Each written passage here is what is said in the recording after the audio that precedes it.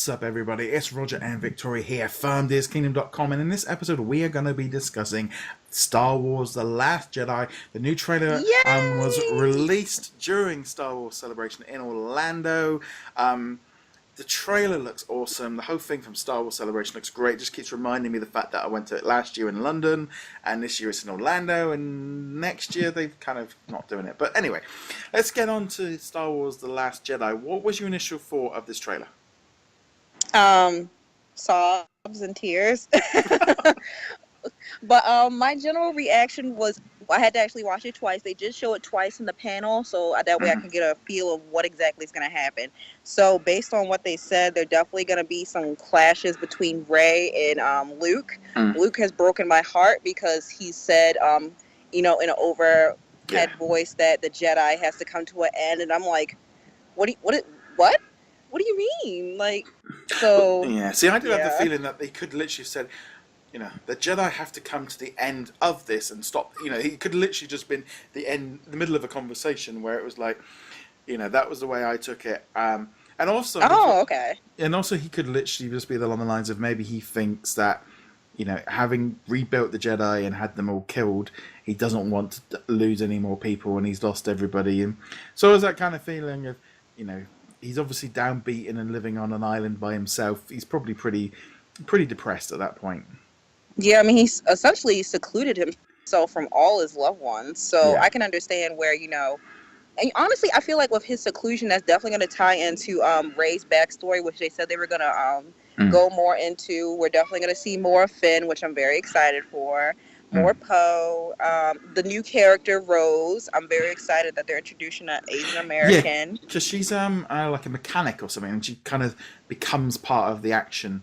There again, like you said, they've added an Asian woman as a primary thing, obviously pushing forward this concept of strong females, which is to me is like, well, we've got Poe and Finn and Kylo, and Luke. We got there's nothing. I don't personally get what big fuss was over that myself, but it was that kind of thing of, I think introducing a new character, I don't think that's a bad thing.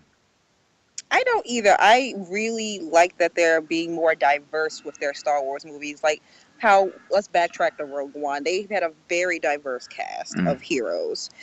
So I feel like the more they do that, the more their fan base is definitely going to grow stronger. As far as the Poe and Finn and Kylo thing, that's just fangirls. They just that's just how they are. Yeah, I mean, I kind of, and to be honest, I kind of would have liked it to have been like an alien, something like Hera or Sabine, so that kind of, or even Ahsoka or something like that, an alien rather than just another human. Because I could see that. That kind of thing of just even a different skin color or something, just to completely just throw in that alien aspect of it rather than everybody looking humanoid. Yeah, actually what got me more than the trailer itself was the poster. Because good. When you what I noticed about the poster is you see Rey and Luke, of course, on the side, but if you pay attention to her lightsaber, it goes from blue to red. Yeah. So it's like a contrast of, the dark versus the light side. Well, so I'm trying to figure out what that means. Because they're doing the whole thing about the balance of the Force. And there has to be good and bad for there to be balance. Just being all good is no good, and just having all bad is no. You need that balance. So whether or not she straddles the two lines, whether she is both, so therefore she brings balance to the Force, or if, because there's always that kind of thing of good versus evil. It's personally, I can't see this being all wrapped up by episode 9. I think this is going to run a little bit longer than that. Yeah, I was going to say that as well. It seems like they have so much of a story to tell now that they've expanded the universe more. I feel like we're also going to get more into Luke's backstory, like what got him on the island, how does him and Rey connect in all this. It's a lot of a lot to tell. Plus, I want to see what they do with Leia. Yeah. See, I mean, I think Leia, for this, to be honest, I think there was a bit of like contradicting stories of like at the beginning, before Celebration, they said that she's going to be in episode 9, and then after Celebration or during it, they said she's not in it. So whether or not they kill her off in episode 8, or they already did, they might have already done it. They might be kind of work their way through the trilogy and kill each one of the old ones off as they go along. Because in all fairness, I think Kylo Ren needs to kill Luke Skywalker in episode 9. he's the bad guy. He needs to, that's my personal view on it. If he kills his mum, that's really going to turn him into that real bad guy. Well, he won't officially be a Skywalker unless, he loses a limb. That's how it goes. So, I mean, they did the whole thing of they had that new planet which they were racing on, which like red things. Yes. That looked pretty cool. Obviously, there was an explosion inside of the hangar with the X-wings with Poe running away, and so there was an explosion inside. So there was that kind of aspect. And then we had the space battle, which looked epic. I mean, that just looked fantastic. I mean, something that was really kind of missing from Force Awakens. I feel like they were trying to build up to a lot of that because, and that's what I was trying to explain to my dad because he said the same thing. He's a Star Wars fan too, so he was like, I don't understand why the lack of battle was there and how come Kylo seems just so weak. And I'm like, well, they're gonna build up to that. We have to get backstories. Yeah, I mean they have to kind of build him up to being either he gets defeated or he turns good because he's obviously conflicted as well because we've seen that in the past. But yeah, I mean, having just recently watched Rogue One this week because it just got released on Blu-ray here, so I watched it again, and there is that thing of the space battles and stuff, and it definitely feels like the trailer look is very dark. She's obviously crouching, she's training, she's on that. You can see her on the cliff top training with the lightsaber with Luke watching. I think everyone is. The trouble is, it's living under this thing of it being another Empire Strikes Back, and I don't like that because it's quite a hard rap to catch up to. See, I'm not so sure about that. I see with the trailer, I didn't get really a nostalgic feel from it. Compared to when we saw episode, the previous episode, like it was all nostalgia. Whereas this is like, okay, no more nostalgia. We're gonna go to originality now. But at the same time, I can understand what you're saying. Yeah, I mean, I definitely feel like now we're in a zone of we're gonna have annual franchise Star Wars movies year in year out. 15, 20 years worth. We're maybe not quite fully down the Marvel line where we've got 2 to 3 movies a year, but there's going to be a new movie every year. Obviously, we've got the Han Solo movie as well. But, it's like episode 9. I think, they'll just roll 10. Who says that this is a trilogy? We all make this assumption that it's a trilogy. But they could just keep running. It might, have different aspects of it. But in general, I think it looked amazing. I have watched it a number of occasions. Literally, my television broke this week. So we had to kind of go out, and it was like I didn't really want to, but we went out and bought a new television. So bought a slightly bigger television, nice 50-inch, and like right, okay, we're gonna get work assistance. We're upgrading now. Our old one was 10 years old. We'll get a 4K one. So I'm literally like phone a trailer. Put the trailer down straight onto YouTube, find the 4K version, like, yeah, okay, it's like it just looked epic, and it was just like, yeah, this just looks good. I'm really excited about it. I think we're obviously going to see a lot more trailers. I hope we don't see anything now till maybe September or maybe I think even like May the 4th. I just feel they should just leave it now for 3-4 months. Just let it simmer because there's nothing more they can do really with it. It's gonna be huge no matter what, and I don't want them. I said to my dad yesterday, "So, did you see the trailer?" He goes, I'm not watching any trailers because I know when I take him to see it on the day it comes out, he wants to go in completely fresh." Oh yeah, Dad, the trailer while he was at work.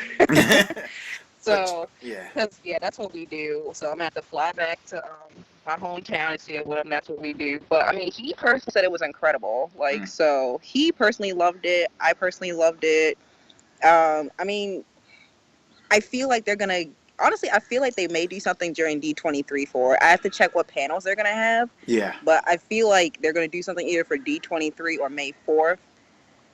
I would hope they don't because I want to let it simmer, like you said. But yeah, I think D23 they can kind of almost do like maybe a Star Wars panel and incorporate a few bits and pieces into it, and maybe show us a new trailer. I don't think that's too bad because that's July, but I think for May 4th, I think to sneak out another trailer, that would be too early. Yeah, it wouldn't surprise me if they announced a Han Solo movie name on May the 4th, but nowadays it's just become a merchandise thing anyway. But generally, it's fun. It was also nice. I felt with Star Wars Celebration taking place. I mean, my feed has just been Star Wars for the past 5 days.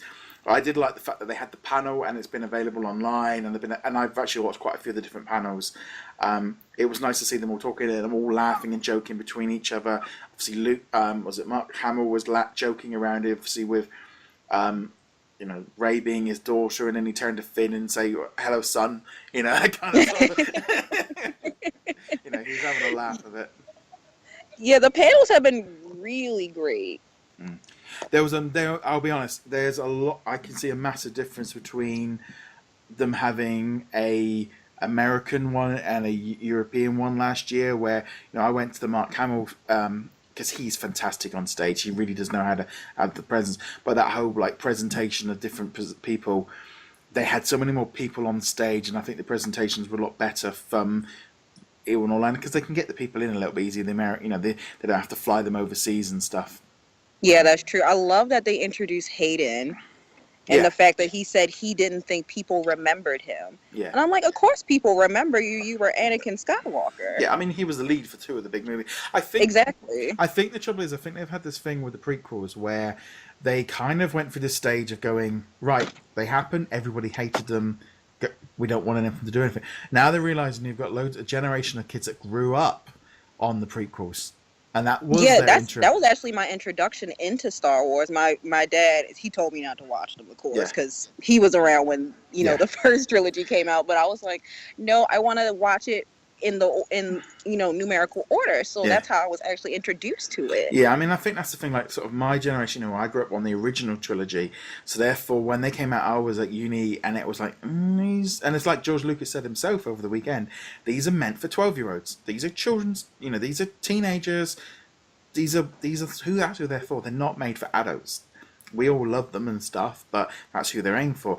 And I do feel like now, they're almost some of the stuff like with Rogue One, of them integrating between the two and just trying to blend. Because in some ways, I always felt the original trilogy and the prequels, there was this massive line in between where everything changed, and the robots all went, and and there would have. And I love the fact that they embraced that a little bit more with Rogue One, and I think even with this episode 7, and I'm hopefully probably with episode 8, they include some of the planets and stuff from that original, from the prequels, to kind of just cross over, just name check them, bring in a few characters here and there, a few aliens from them to kind of cross over. But just like you said, having Aiden, and also the guy that played the Emperor, I can't remember his name, he was doing a panel, which was pretty cool as well to see him. They were embracing a little bit of the prequels. Yeah, I really do love that they brought in those characters from the prequels, just because for my personal childhood of the movies, unfortunately, of course, I couldn't get down there, but I had a lot of friends around my age that were very excited to see Hayden and the Emperor, and seeing Samuel L. Jackson come in for a video feed. It's great. I'm glad that they're doing all this for this time around. And like I said, I think being able to watch the different panels, obviously the Parks panel, the Star Wars Battlefront panel, the 40th anniversary, being able to watch all these panels means that us that aren't at the event still feel like there's this buzz coming from Star Wars Celebration. And I mean, it's literally Disney are doing. This weekend they owned the news. They had all the big sites. They had everybody. Obviously, with Easter, it was a bit of a difficult thing. I think with Easter being, some of the sites and stuff sort of on, not doing as many stories. But generally, I think they've done a very good job of getting Star Wars brand out there. They did an amazing job. With the overlay they did for Rock and Roller Coaster again. They did it last year for Rogue One, I believe, or Episode 7. Yeah. They brought that back. They introduced the Rey face character and the Seventh Sister character, the Stars motorcade that they originally did in Star Wars Weekends. They brought that back too. They did an excellent job, I feel, and I feel like they're going to do more Galactic Nights because it was such a big success. Yeah. It's kind of, in some ways, it's a shame, this whole thing about it being an annual event. It's kind of a shame that they aren't, maybe going to the West Coast next year, rather than it just being every 2 years, because I like the fact that it rotated between Europe, West Coast, East Coast. I think that's a good thing for them to do.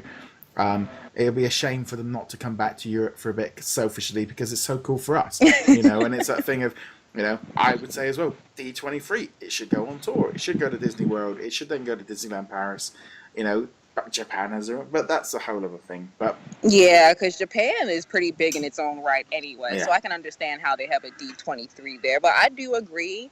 Like, I feel like they should definitely keep that trend going, because I honestly was going to wait until they went back to Europe to go to Star Wars, have another Star Wars convention, just so I could say, I went in Europe. Yeah. So No, I'm a so yeah. I think having been to because Star Wars Celebration last year was kind of like my first major con that I went to, and I completely kind of, I only went for the one day, and I'm like, no, I was like, I really should just come up for more of this, and next time that I am going to go, but this year it was like, oh, I went to last year's, and it's like, it all felt so much more familiar when you've done it before, but just right. I just felt, they did a very good job in promoting The Last Jedi, getting the information out, getting that trailer out, and just in general, just blowing up the internet. Although I will say the only thing I saw on Twitter that a lot of people said was the lines were ridiculous. Like, Yeah. a lot of people were, of course, it's commonplace to camp out the day before, but for this kind of convention, it was actually very abnormally long. Yeah, I mean, I even saw a video of Fox News of a helicopter thing of just a queue, and I showed it to my wife. I said, "Look at the queue." I mean, she's just like, "Well, why would you want to do that?" And there is almost that thing of like, it's like that panel. There were so many people in there to want to watch it. No wonder, and everyone would have wanted to be there for that particular, because that was the main news. Exactly. Yeah, but just in general, it seems like an amazing show. I'd love to know what you guys thought of the Last Jedi trailer and of Star Wars Celebration. Comment below and get in touch with us for that.